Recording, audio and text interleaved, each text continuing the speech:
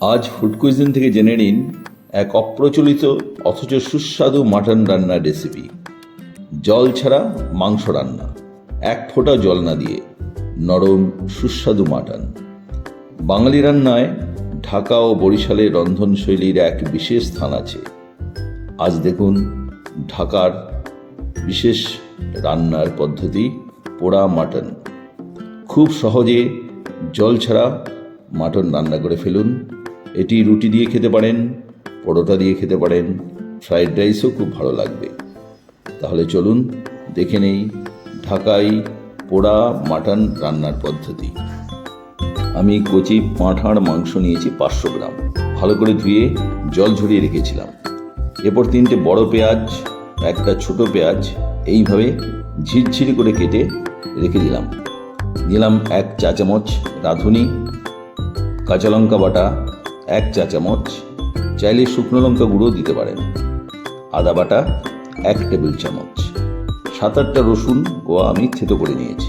Paste করার থেকে থেতো করা রসুনই গন্ধটা ভালো হয়। গোটা মশলার মধ্যে, গরম মশলার মধ্যে নিয়েছি দারচিনি 2 টুকরো, ছোটো এলাচ 4টে, লবঙ্গ 5-6টা, সয়া সস 1 চা চামচ, কাশ্মীরি লঙ্কা গুঁড়ো 1 চা চামচ, সর্ষের তেল 2 টেবিল চামচ, নুন হলুদ পরিমাণ মতো নেবেন। এবার একটা কড়াইতে খানিকটা সর্ষের তেল নিলাম।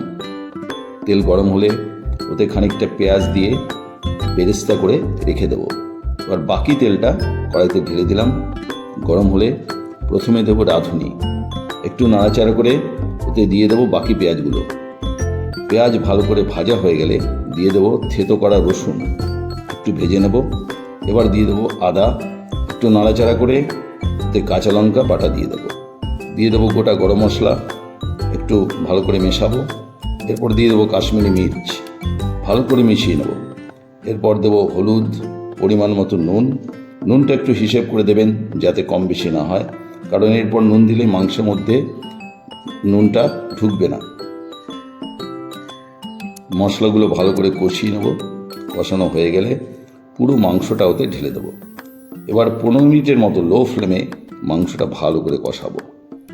15 মিনিট কষা হয়ে গেলে এরপরে ঢাকা দিয়ে দেবো। ঢাকা দিয়ে 15 মিনিটের মতো রাখবো।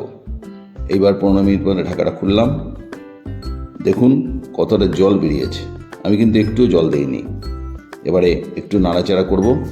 একটু শুকিয়ে এলে তারপর ওতে দিয়ে দেবো সয়া সস, এতে রঙটা ভালো হবে। এরপর 15 মিনিট আবার ঢেকে রাখবো, নাড়াচাড়া করে আবার ঢাকা দিয়ে রাখবো। পুরো রান্নাটাই কিন্তু লো ফ্লেমে করতে হবে। এই 15 মিনিট পর ঢাকা তুলে দিচ্ছি। দেখুন যেমন রং তেমনি সুসিদ্ধ হয়েছে। একটু পোড়া পোড়া মতো লাগছে, কারণ এটার নামই হচ্ছে পোড়া মাটন। জল ছাড়া এবং কোনো ম্যারিনেট না করে কেমন সুন্দর রান্না হয়ে গেল ঢাকাই পোড়া মাটন। ভালো লাগলে লাইক করুন, শেয়ার করুন, কমেন্ট করুন। এখনও সাবস্ক্রাইব না করে থাকলে সাবস্ক্রাইব করুন। নমস্কার, দেখা হবে পরের ভিডিওতে।